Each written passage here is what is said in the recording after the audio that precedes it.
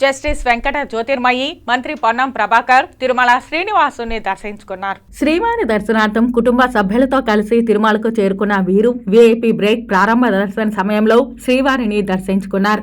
దర్శన అనంతరం రంగనాయకుల మండపంలో వేద పండితులు వేదాశీర్వచనం పలకగా ఆలయ అధికారులు స్వామివారి వస్త్రంతో సత్కరించి శ్రీవారి తీర్థ ప్రసాదాలను అందజేశారు. రాజకీయాల్లో ఉన్నత స్థానానికి పోవాలని పార్లమెంట్ మెంబర్ అయినాం.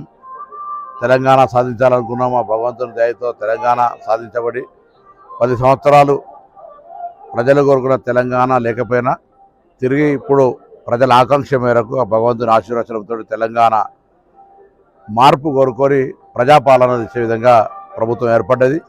అందులో శాసనసభ్యుడిగా, మంత్రిగా మేము ఇచ్చినటువంటి హామీలన్నీ అమలు చేసే విధంగా ఆ భగవంతుని ఆశీర్వచనాన్ని బలాన్ని ఇవ్వని అడుగుతాను. తప్పకుండా ఇది ప్రజల యొక్క పాలన కాబట్టి ప్రజాస్వామ్యయుతంగా ముందుకు పోయేటువంటి విధంగా శక్తిని ఏమైనా భగవంతుని ప్రార్థిస్తా ఉన్నాం.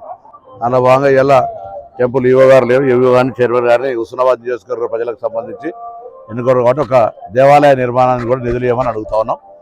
ఇప్పటికే చాలా దేవాలయాలకు నిధులు ఇచ్చినారు. మేము కూడా దానికి సంబంధించిన కంట్రిబ్యూషన్ ల్యాండ్ అవన్నీ ఇస్తాం. హుస్నాబాద్ లోపల కూడా ఒక దేవాలయ నిర్మాణానికి నిధులు ఇవ్వమని గౌరవ కరుణాకర్ రెడ్డి గారిని, ధర్మారెడ్డి గారిని, అదేవిధంగా గౌరవ ముఖ్యమంత్రి గారిని కూడా కోరుతా ఉన్నాం.